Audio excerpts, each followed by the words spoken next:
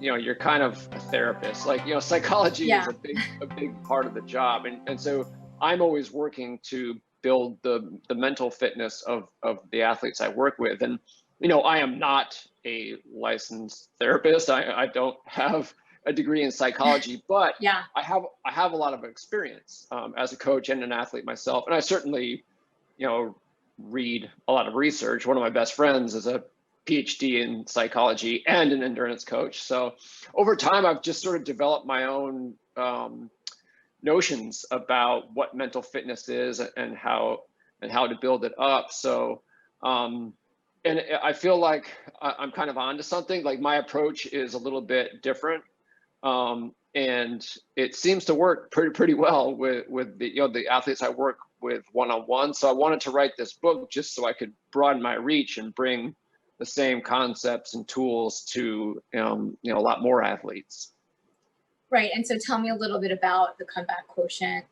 I know, so my next question, so tell me a little bit about it, but also in the comeback quotient, maybe this is a better way to phrase it, your expertise in interviewing. But in the comeback quotient, you talk about this category of people called ultra realists. So I don't know how that ties into your sort of philosophy around training, but what are the core characteristics of these ultra realists? Yeah, so that's where the rubber meets the road. You could start with a very simple question: what is mental fitness?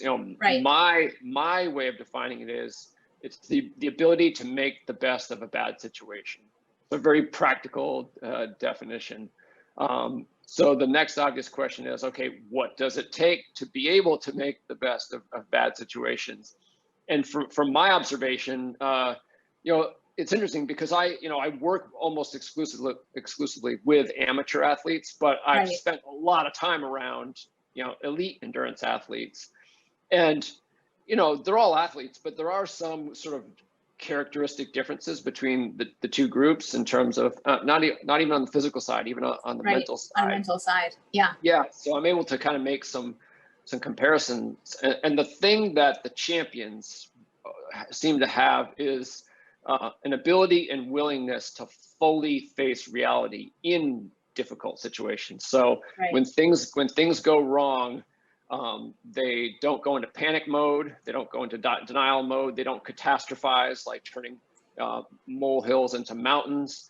They accept the reality, like, okay, I admit it, things have gone wrong, like, but they don't quit. They then pivot to embracing that reality, which doesn't mean talking yourself into believing you're glad it happened.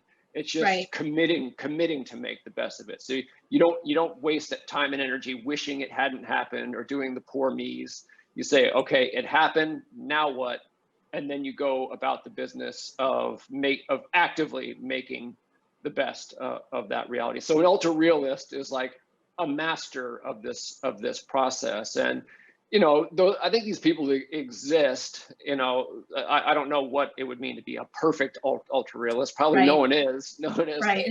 But there are definite role models in this regard. Like people, the way I look at it almost is, it's almost as if these athletes, when something unexpected goes wrong, as if they've had advance warning. Like they knew 24 hours before, like the poise with which they handled it. That's sort of like that's how you can identify an ultra realist in action. And you have a flow chart, which I love in your book, which, by the way, I think your book is not just for athletes. I think it's for anyone who is navigating, after COVID or just life in general. But talk to me about this flow chart. Yeah. So the idea is that this process of fully facing reality has 3 distinct steps to it. And you can't get to the third and final step until you've successfully taken the second step. You can't do the second until you've taken the first. Now, in reality, they might sort of all happen kind of simultaneously, but there's an order to them. And that first step is acceptance. So you can think of it kind of as a hurdle. Like if something goes wrong, if something turns out not to be the way they want it could be bad weather on race day, it could be an injury, you could get COVID. We're going to talk about that. or you could just be, you know, on lockdown, you know, not have it. But whatever it is, I mean, you know, something is going wrong for almost every athlete every day, even if it's just a small thing. So you can think of that as like that thing going wrong as a hurdle. And some people will trip on that hurdle and that first hurdle, and that's when they fail to accept, you know, the reality. Because it's, you know, the way I kind of look at it is like you can't solve a problem you don't admit exists or that you're turning away from. Like it's just not going to happen. Like like you can't say there is no problem if there actually is. Also, you know, again, like catastrophizing, making more of it than it really is another way of denying of failing to accept the reality. Like, yeah, life has given me lemons, but they're only lemons. Like, it's not a bag of dog do. You know, don't because that's another way of failing to accept the reality. Just you know, see the problem for what it is. So that's the first hurdle. So some people, like, you know, and we all do it. Like if you've ever said to yourself, I can't believe this is happening.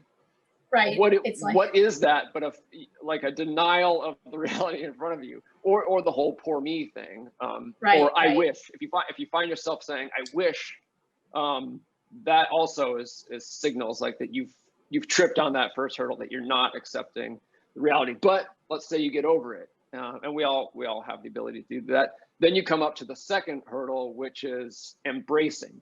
So we're working our way through the flow chart here. So, you know, if you've accepted the reality that, well, you've defined the problem, you've admitted there is a problem, but you haven't done anything about it yet. So the next thing you got to do is embrace it. And that's, to go back to the, you know, life giving you lemons analogy. That's where, like, you say, you know what, I can work with these lemons. Like, I didn't want them, but let's see if I can turn them into, oh, I don't know, lemonade.